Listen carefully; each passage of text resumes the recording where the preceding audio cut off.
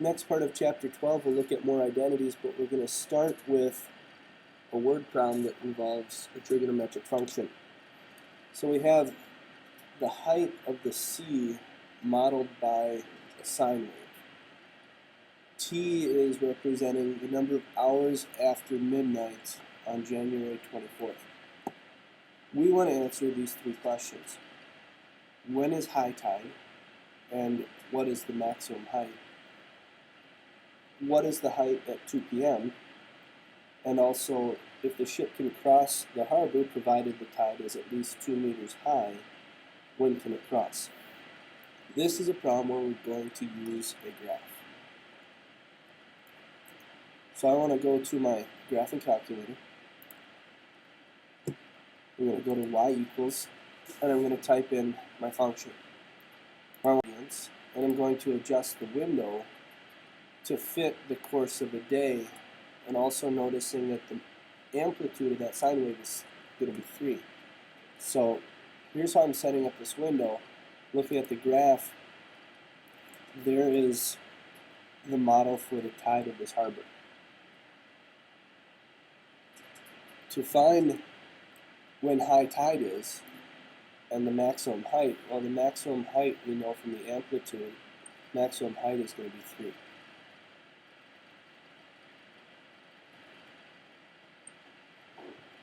Now to find when high tide is, when these amplitudes occur, I can go into my calculate menu and I can calculate maximum.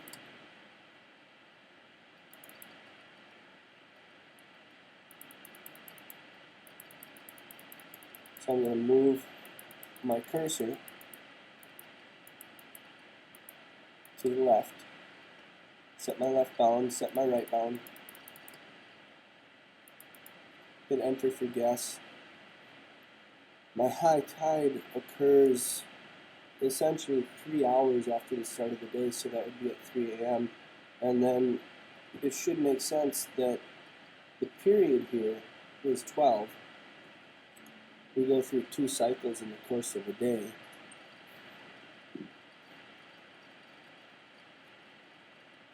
Right there is t equals 12, right here is t equals 24. We could do 2 pi, the period's 12. So the difference between these high tides is 12 hours, so it's at 3 a.m. and 3 p.m. The next question is, what is the height at 2 p.m.? We can go back into our calculate menu, value, and I can type in 14, because x equals 14 would be 2 p.m., 14 hours after midnight. So our height is roughly 2.6 meters above the average height of that harbor. To find when our ship can cross, I'm going to throw in a second y equals equation, y equals 2. And what I'm looking for now is when the height of that water in the harbor is higher than that. So what I need is I need to find 4 intersection points. And we can use the intersect feature in our calculator to do that. Choice 5, I select the first curve, I select the second curve, I move my cursor to make my guess, and I find that that intersection point is 13.4 roughly.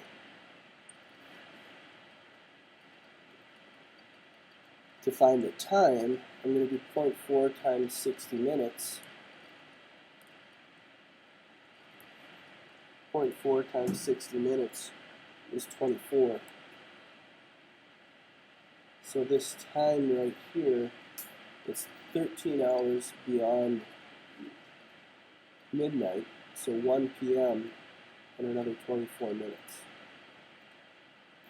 And we can do the same thing for this other intersection point here. We'll find that that's t equals 16.6, which matches up with 4:36 p.m.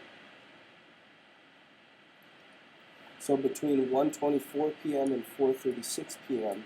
the ship can cross. And on this other bump of our graph, that's going to be 1:24 a.m. to 4:36 p.m. And were this an IB problem, and what you should be doing on your paper is reproducing this graph, labeling important features, the intercepts, the end of the period, these values that we're finding. But you need to make sure that you label everything on your graphs for IB.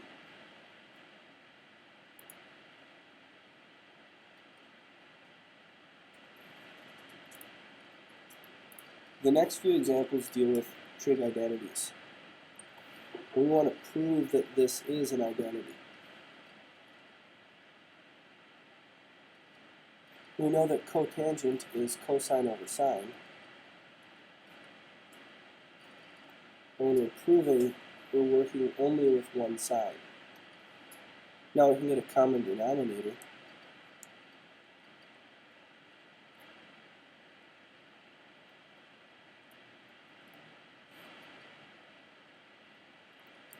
Sine squared plus cosine squared is the Pythagorean identity. So we're left with 1 over sine squared, which is what we were looking for, the cosecant squared of x.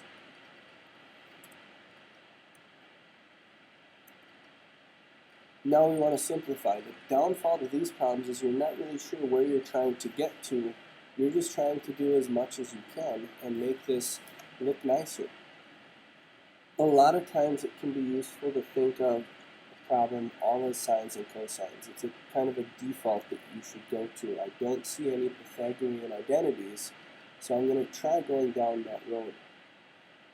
I know that cosecant is 1 over sine, so I'm dividing by 1 over sine. That's the same thing as multiplying by sine.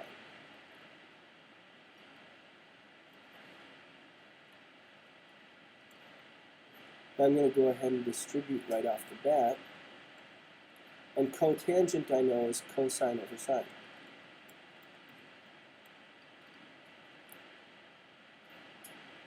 Now the second one, I got tangent plus cotangent in the denominator, secant in the numerator. Secant is 1 over cosine. Tangent, cosine over sine. Tangent is sine over cosine. Cotangent would be what I previously said.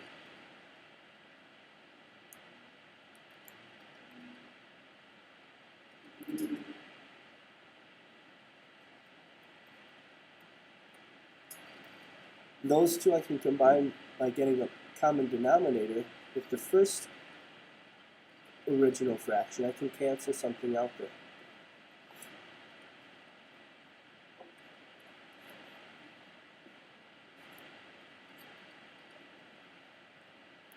So my new denominator, with a common denominator in the denominator, sine squared plus cosine squared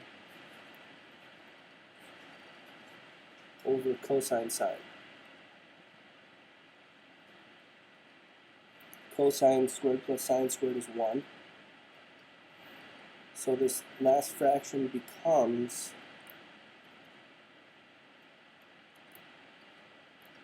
times cosine theta sine theta over 1.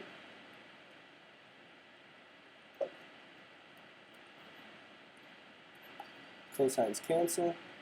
I'm left with sine plus cosine minus sine, or just plain cosine. The more you work with these identities, the easier this stuff gets.